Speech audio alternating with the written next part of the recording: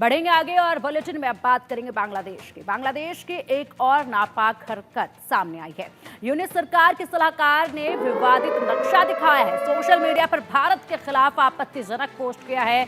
पश्चिम बंगाल, असम, त्रिपुरा को बांग्लादेश का हिस्सा इसमें दिखाया गया है। पूर्वोत्तर भारत को अस्थिर करने की ये साजिश बांग्लादेश की अब सामने आई है। बांग्लादेश की अंतरिम सरकार के सलाहकार ने जिस तरीके से यहाँ पर ये बयान दिया है, उसके बाद ये साफ हो रहा है। महफूज विवाद सलाहकार है महफूज, जिसने ये बयान दिया है, ये पोस्ट किया है। उसके बाद से विवाद बढ़ने के बाद अब महफूज ने इस पोस्ट को डिलीट भी कर दिया है।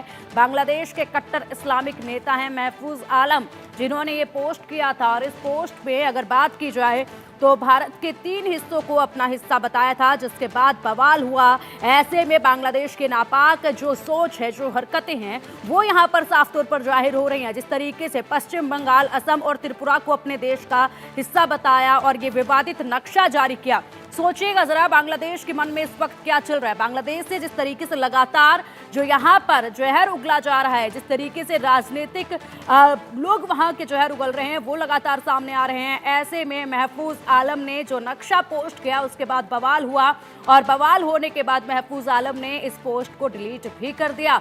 कट्टर इस्लामिक नेता है महफूज आलम, जिन्होंने ये पोस्ट किया है, जिसके ऊपर बवाल मचा है। और ऐसे में ये जो मन में इनके विचार आ रहे हैं, ये साफ तौर पर बता रहे हैं कि बांग्लादेश इस वक्त किस कदर किस दिशा में जाने की सोच रहा है। यानी कि मोहम्मद यूनिस जो बातें करते हैं, जिस तरीके से शांति बहाल करने का एक संदेश, एक पैगाम लेकर दुनिया में घूमते हैं, वो पूरी तरीके से यहाँ पर झूठा नजर आ रहा है। जिसके तरीके से वहां से लगातार भारत के लिए जहर उगला जा रहा है। और अब ये विवादित पोस्ट।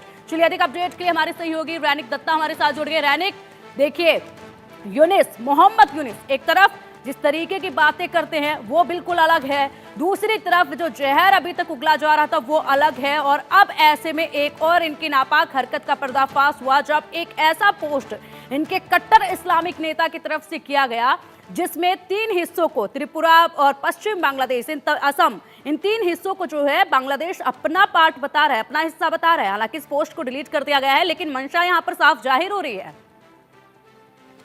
हाँ, एकदम देखिए, लगातार बांग्लादेश की तरफ से भारत को डिवाइड करने का जो प्लानिंग बार बार सामने आ रहा है। और भारत का ये 3 जगह, जैसे कि आप कह रहे हैं कि असम, मेघालय और उसके साथ पश्चिम बंगाल का हिस्सा, ये तीनों को बांग्लादेश का हिस्सा ये बताने का कोशिश लगातार बांग्लादेश के कट्टरपंथियों की तरफ से किया जा रहा है। और जिसका नतीजा में ये पोस्ट किया गया था। ये पोस्ट इसके पहले भी किया गया था, इस तरीके का पोस्ट, जिस पोस्ट में कहा जा रहा था कि बांग्लादेश का जो सीमा, उस सीमा को डेवलप किया जाएगा, बांग्लादेश का सीमा को बड़ा कर दिया जाएगा, भारत से पश्चिम बंगाल को लेकर, उड़ीसा को लेकर और असम को लेकर। इस तरीके का जो विवादित बयान इसके पहले भी आया था। इसके पहले बांग्लादेश का फॉर्मर आर्मी के जो जवान है, उनके तरफ से हुक्म आया था कि 4 दिन के अंदर कोलकाता वो लोग दखल कर लेंगे। इस तरीके का जो विवादित बयान बार बार से बांग्लादेश की तरफ से सामने आ रहा है। बांग्लादेश की तरफ से ये स्पष्ट किया जा रहा है कि भारत के साथ जो रिलेशन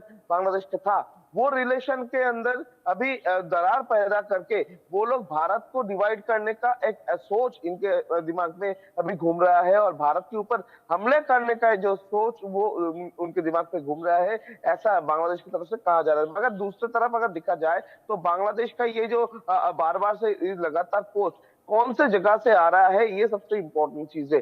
अगर आप देखेंगे कि बांग्लादेश के साथ भारत का जो रिलेशन, ये रिलेशन में छेद तैयार करने का जो प्लानिंग, ये पूरा प्लानिंग चल रहा है कट्टरपंथी संगठन की तरफ से। इसके पहले जो जिस तरीके से भारत के प्रधानमंत्री को थ्रेट दिया गया था, वो भी कट्टरपंथियों की तरफ, कट्टरपंथी संगठन की तरफ से किया गया था। बीएनपी लीडर की तरफ से भारत का सामान को आग लगाया गया था, वो भी एक कट्टरपंथी संगठन है। और उसके साथ साथ ही इसके पहले भारत के खिलाफ में जो भी नाराबाजी हुआ था, भारत को डिवाइड करने का जो बात किया गया था, आसाम, त्रिपुरा, मेघालय, उड़ीसा, बंगाल, ये सब बांग्लादेश के अंदर में ले आने का जो बात किया गया था, वो भी कट्टरपंथी संगठन की तरफ से किया गया था। और अभी भी ये जो पोस्ट को लेकर चर्चा चल रहा है, जो पोस्ट को लेकर विवाद तैयार हो रहा है कि बांग्लादेश का जो सीमा, वो सीमा को और भी इंक्रीज कर दिया गया है। ये जो मैप तैयार हुआ है, उस मैप का जिक्र करती हुई जो विवाद तैयार हुआ है, ये मैप तैयार करने के पीछे भी कट्टरपंथियों का हाथ ही है। यानी बांग्लादेश में अभी कट्टरपंथी जो वो राज चल रहा है, और कट्टरपंथियों का जो वो जोर बांग्लादेश में देखने को मिल रहा है। दूसरी तरफ अगर देखा जाए तो मोहम्मद यूनिस की तरफ से भी इसको लेकर कोई एक्शन नहीं लिया जा रहा है। बार बार से भारत के खिलाफ में जिस तरीके का विवादित बयान सामने आ रहा है, भारत के खिलाफ में जिस तरीके का नाराबाजी सामने आ रहा है, जो प्लानिंग लगातार सामने आ रहा है, बोल सकते हैं कि एंटी इंडिया एक प्रोपागेंडा बांग्लादेश में सेट करने का कोशिश अभी कट्टरपंथियों की तरफ से किया जा रहा है। तो इसको लेकर मोहम्मद यूनुस का इंटरिम गवर्नमेंट की तरफ से भी ठीक कोई है, बिल्कुल स्टेटमेंट रैनिक दिया इस जाए, कोई पोस्ट में बयान लिखा नहीं दिया गया जाए। कि बांग्लादेश अब मुक्ति चाहता है। बांग्लादेश किससे मुक्ति चाहता है? क्या उन टुकड़ों से मुक्ति चाहता है जो भारत उसकी तरफ फेंकता है और उस पर बांग्लादेश पलता है? जिस तरीके से कारोबार वहां पर चल रहा है बांग्लादेश का, ऐसे में भारत पर पूरी तरीके से निर्भर है। क्या इससे मुक्ति चाहता है बांग्लादेश जिस तरीके से पोस्ट किया? हालांकि ये सपना तो इनका जाहिर हो ही गया है कि बांग्लादेश में यहाँ के जो नेता हैं वो किस तरीके से सपने इस वक्त सजोए बैठे हैं। फिलहाल एक और बड़ा अपडेट सामने है, उस पर भी आपसे जानकारी लेंगे। बांग्लादेश में हिंदुओं पर अत्याचार लगातार जारी है। बांग्लादेश में कट्टरपंथियों के निशाने पर है मंदिर श्री मां चंडी मंदिर में लूटपाट की गई है। कट्टरपंथियों ने मूर्ति से गहने लूटे हैं। गहनों के साथ दान पात्र और घंटियां भी लूटी गई हैं। सोचिएगा जरा, लगातार मंदिरों को किस तरीके से निशाना यहाँ पर बनाया जा रहा है। घटनाएं हैं कि रुकने का नाम नहीं ले रही हैं। यूनिस सरकार लगातार कह रहे हैं कि कड़ा एक्शन जो है वो लिया जाएगा, माहौल शांत किया जाएगा, लेकिन बावजूद इसके ये हरकतें थमने का नाम नहीं ले रही हैं। एक बार फिर से मंदिर को टारगेट किया गया है और रैनिक देखिए जिस तरीके से लगातार ये घटनाएं सामने आ रही हैं। एक और मंदिर को टारगेट किया गया, मूर्तियों को खंडित किया गया, चोरी की गई यहाँ से, जिस तरीके से लूटपाट यहाँ से की जा रही है। दान पात्र से पैसे ले लिए गए हैं। मंदिर पर माता के ऊपर चढ़े श्रृंगार को उतार लिया गया है, गहनों को उतार लिया गया है। हाँ, देखिए चंडी मंदिर पे जिस तरीके से लूटपाट किया गया है, ये घटना पहला घटना नहीं है। इसके पहले भी बांग्लादेश में इस तरीके का बहुत सारे घटना सामने आया है। बांग्लादेश का अभी का जो फिलहाल सिचुएशन, ये सिचुएशन में लगातार हिंदुओं के ऊपर जो हमले का घटना वो रुकने का नाम ही नहीं ले रहा है। इसके पहले भी ये हमले का अगर पैटर्न दिखा जाए तो देखने को मिलेगा कि हिंदू मंदिर पे पहले तो लूटपाट किया जा रहा है, उसके बाद मंदिर को तोड़फोड़ किया जा रहा है, उसके बाद मंदिर में आगजनी का घटना घट रहा है। ये चंडी मंडप में भी इस तरीके का ही लूटपाट का घटना सामने आया है। कुछ दिन पहले भी इंटरिम गवर्नमेंट की तरफ से कहा गया था कि हिंदुओं के ऊपर जो हमले का घटना, इस तरीके का कोई घटना नहीं हो रहा है, हिंदू परिवार अभी सेफ है। मगर दूसरी तरफ इंटरिम गवर्नमेंट की तरफ से 87 मामला दायर किया गया था, 74 लोगों को गिरफ्तार किया गया था, जिसमें बहुत सारे लोगों के खिलाफ में जो लूटपाट का घटना, यानी मंदिरों में जो लूटपाट का घटना, इस घटना का नाम भी शामिल था। और अभी भी ये इंटरिम गवर्नमेंट की तरफ से कहा जा रहा है कि इंटरिम गवर्नमेंट ये पूरा घटना को रोकने का कोशिश कर रहा है। मगर लगातार अगर देखा जाए तो अगस्त महीने के बाद से लगातार दिसंबर महीने तक हिंदुओं के ऊपर, हिंदू एरिया के ऊपर ही टारगेट किया जा रहा है, हिंदू परिवार के ऊपर या हिंदू मंदिरों के ऊपर।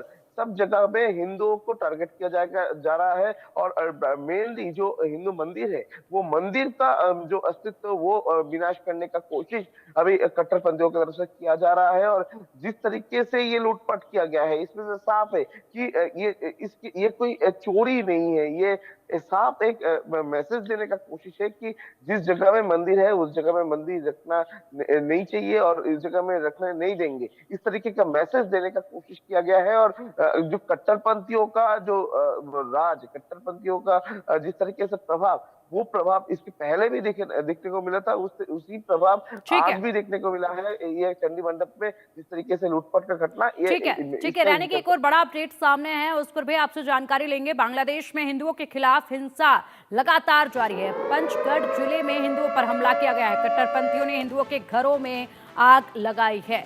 एक बार फिर रैनिक इसी तरीके की वारदातें लगातार सामने आ रही हैं। ना जाने ये आंकड़ा कहां जाकर पहुंचेगा। हिंदुओं के घरों को फिर निशाना बनाया गया, फिर हिंदुओं के घरों में आग लगाई गई है, आगजनी की गई है। हाँ, एकदम ही देखिए पंचगढ़ इलाका एरिया में भी हिंदू परिवार के ऊपर हमले का घटना सामने आया है। बांग्लादेश का पंचगढ़ एरिया, उस एरिया में जो हिंदू परिवार का 4-5 हिंदू परिवार रहते थे, उनका घर के ऊपर हमले का घटना घटा है। और ये घटने के पीछे जिस तरीके से बयान सामने आया है कि 50 से 70 के ऊपर लोग रात के अंधेरे में गैदर हुए थे। उसके बाद ही घर के ऊपर हमले का घटना घटा और घर को तोड़-फोड़ किया गया, घर में लूट-मार मचाया गया और जो परिवार है उनको उनको टारगेट किया गया, उनके ऊपर भी हमले का घटना घटा, उनको भी पीटा गया है, ऐसा घटना सामने आया है। ये इस तरीके का जो लगातार घटना, ये लगातार बांग्लादेश में घटता ही चल रहा है और हिंदुओं के ऊपर सिर्फ नहीं, हिंदुओं के साथ-साथ जो माइनॉरिटीज़ है, उनके ऊपर लगातार ये जो हमले का घटना, ये रुकने का नाम नहीं ले रहा है और इंटरिम गवर्नमेंट की तरफ से भी इसको रोकने के लिए कोई जो स्टेप लेना, इसका कोई बंदोबस्त नहीं किया जा रहा है। दूसरी तरफ इंटरिम गवर्नमेंट की तरफ से ये पूरा घटना को देखते हुए अभी तक कोई बयान सामने नहीं आया है और कोई कार्रवाई जो है वो इंटरिम गवर्नमेंट नहीं ले रहा है और इसी वजह से बांग्लादेश में लगातार जो है जो हिंदू परिवार है, जो माइनॉरिटीज परिवार है, उनके ऊपर जो है लगातार हमला, ये घटना घटने लगा है और पंचगढ़ एरिया में भी हिंदू परिवार के ऊपर इसी तरीके से हमले का घटना घटा और परिवार को घर से निकल के घर को तोड़-फोड़ कर दिया गया और परिवार के ऊपर भी हमले का घटना घटा। मगर ये पूरा घटना पर भी अभी तक इंटरिम गवर्नमेंट की तरफ से हो या बांग्लादेश पुलिस की तरफ से कोई कार्रवाई अभी तक नहीं किया गया है। बिल्कुल, बिल्कुल रानिक, अभी तक कोई कार्रवाई नहीं की गई है। आंकड़ा जो है इन घटनाओं का लगातार बढ़ता जा रहा है। पहले ये आंकड़ा जो है वो हैरान करने वाला सामने आया, लेकिन अभी भी लगातार ये घटनाएं जारी हैं जिस पर कोई लगाम लगाने में मोहम्मद यूनुस पूरी तरीके से विफल नजर आ रहे हैं। वो लगाना ही नहीं चाहते किसी भी तरह की कोई लगाम। ये इन तस्वीरों से अब साफ हो रहा है। जिस तरीके से उनके नेता भी लगातार बयान दे रहे हैं, ऐसे में ये स्पष्ट है कि उनके बस की अब बात नहीं रही है बांग्लादेश को सुलझाने के लिए, बांग्लादेश को शांत करने के लिए। फिलहाल शुक्रिया आपका इन तमाम जानकारियों के लिए रानिक।